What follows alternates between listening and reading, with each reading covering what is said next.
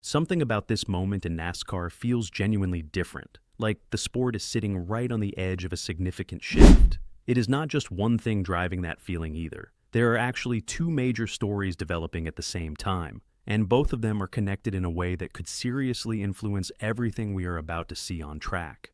On one side, there is a move happening behind the scenes that could completely change how drivers approach one of the most intense and unforgiving tracks on the entire schedule. Something that has been a lingering problem for a while and might finally be getting addressed properly. On the other side, there is an unusual break in the action that feels like the calm before a storm, because what comes right after it could be one of the most consequential races of the early season. These are exactly the kinds of moments that end up defining how a full season unfolds, so both of these stories deserve a proper breakdown.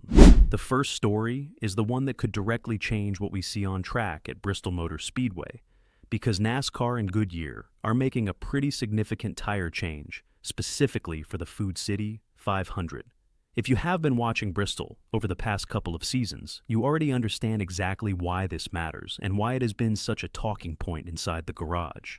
The biggest issue has been tire wear behaving inconsistently, and not in any way that produced good racing. There were races where the tires just completely fell apart, literally shredding and chunking into large pieces, particularly when temperatures dropped.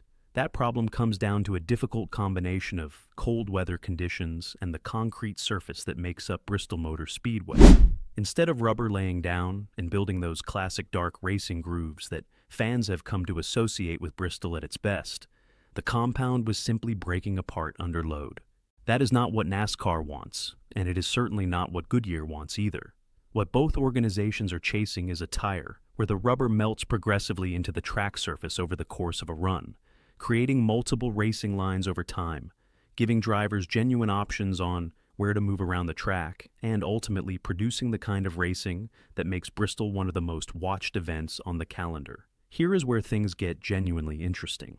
Goodyear conducted a tire test back in November, and according to Justin Fantasy, who serves as the director of racing for the Americas at Goodyear, that test generated a significant amount of useful data. The stated goal coming out of that test was to develop a tire that is less sensitive to ambient temperature when it comes to laying rubber down on the track surface. That objective matters because teams have been vocal about how dramatically conditions can vary between practice sessions and race day at Bristol. You arrive with a setup built around what you learned in practice, the temperature shifts overnight, or even just a few hours later, and suddenly everything your engineers figured out becomes unreliable. During that November test, even under cold conditions, the track actually accepted rubber and started building grip. The same result was observed again during the March OEM wheel force test, which gave Goodyear added confidence heading into race weekend.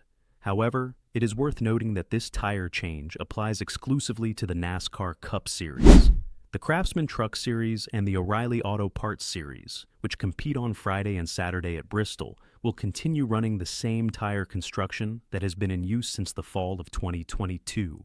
That means the racing characteristics could look noticeably different depending on which series you are watching across the same weekend at the same track, which makes for a fascinating natural comparison.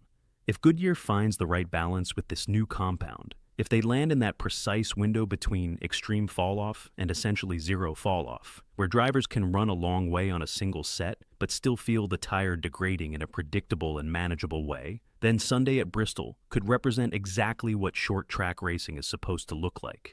Tire strategy, comers and goers, multiple grooves developing across the banking, drivers making decisions lap after lap about when to pit and when to stay out. Everything that makes Bristol special when it is working correctly.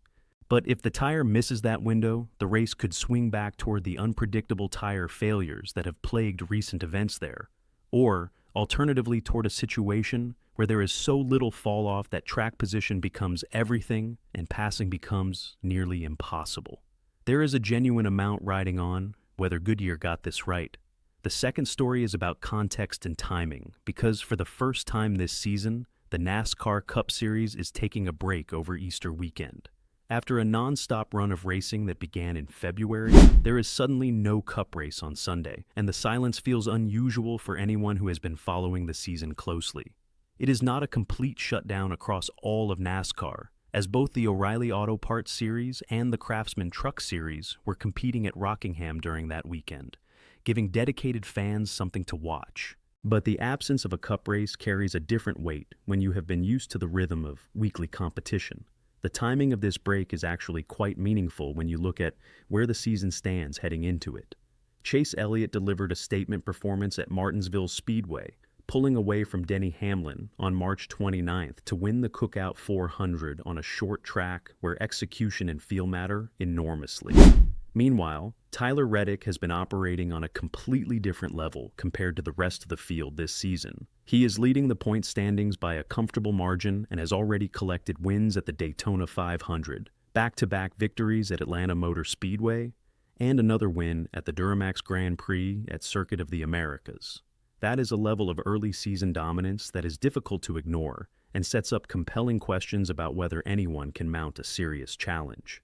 So, heading into this break, the Cup Series carries real momentum, genuine storylines, and developing rivalries, and then everything simply pauses. But this pause is not random, and it is not without purpose. It is directly setting up what could be one of the most important races of the early portion of the season. Because when the Cup Series returns from the Easter break, it goes straight to Bristol for the Food City 500 on April 12th, airing live at 2 p.m. on FS1.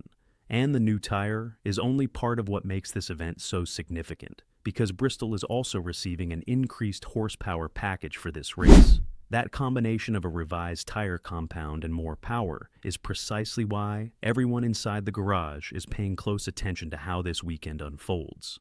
Bristol is already one of the most demanding tracks in all of motorsports. It is tight, it is high-banked, and there is no margin for error anywhere on the racing surface. Adding more horsepower to that environment already raises the stakes for every driver by demanding greater throttle discipline and creating more opportunities for mistakes.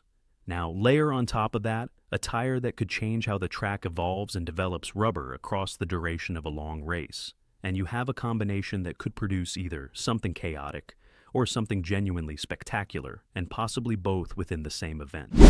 The schedule does not ease up after Bristol either. Following the Food City 500, the series moves to the Advent Health 400 at Kansas Speedway on April 19th, then to the Jack Links 500 at Talladega Superspeedway on April 26th, which carries its own brand of pure unpredictability that no amount of preparation can fully eliminate. From there, the Coca-Cola 600 at Charlotte Motor Speedway on May 24th, presents one of the most physically and strategically demanding challenges of the entire year. There is also the uniquely positioned Anduril 250 at Naval Base Coronado in San Diego on June 21st, and the entire season arc builds toward the NASCAR Cup Series Championship at Homestead Miami Speedway on November 8th. Viewed from that perspective, the Easter break is not simply a pause in the schedule. It is a reset point before a stretch of racing that has the potential to define the competitive order for the rest of the 2026 season. As a fan, this is the kind of moment that rewards paying attention, because there is a new tire, a new horsepower package, a driver in Tyler Reddick who looks almost impossible to stop right now, and momentum from Chase Elliott, who just demonstrated he can execute on short tracks when the pressure is highest. All of that is about to arrive simultaneously at one of the most unforgiving venues in the sport. There is genuine reason for optimism about what Goodyear is bringing to Bristol, because the fact that NASCAR and Goodyear are actively working to solve the tire problem, rather than simply accepting it as a characteristic of the venue, says something meaningful. Bristol is too important a track to have races decided by tires randomly disintegrating. The goal should always be a race where strategy matters, where tire management rewards intelligent driving, and where fall-off is predictable enough that the best drivers and teams can build an advantage through smart decision-making rather than just surviving chaos. At the same time, there is reason for measured caution, because every time a new tire solution or an improved package is announced, the question that always follows is whether the actual balance was found in testing or whether race conditions will reveal something completely different. When you combine that uncertainty with the increased horsepower package, the level of unpredictability at Bristol rises considerably. More power at that track means more throttle sensitivity, more load on the tire at corner exit, and more pressure on every single driver throughout the race. Add a tire compound that might behave in ways that are not fully understood until deep into a long run, and suddenly this race becomes much more about who adapts the fastest and who can read what the track is telling them in real time. That is where the racing gets genuinely interesting, and that is where experienced racers and hot hands can both make their cases for why they deserve to be in contention. Drivers like Tyler Reddick, who is already carrying the kind of confidence that comes from winning multiple races early in a season, could use a chaotic and demanding Bristol to simply extend his advantage and make his championship case even stronger. But experienced racers like Denny Hamlin, who knows exactly how to read a track as conditions evolve across hundreds of laps, and Chase Elliott, who just demonstrated his short track ability at Martinsville, both have the experience and feel to make something happen late when the race is on the line. The timing of this race coming directly after the Easter break adds yet another layer, because that reset week affects teams differently. Some crews will come back sharpened and focused, having used the time to refine their setups and get their heads right. Others might come in just slightly flat after the rhythm of competition was interrupted. At a track like Bristol, where there is no time to slowly work through problems and find your footing, that difference could matter significantly before the first round of green flag pit stops. Setup, tire management, track position, and pure driver instinct are all going to matter on Sunday. And if Goodyear got this tire right, the Food City 500 has everything it needs to be one of the best Bristol races in recent memory.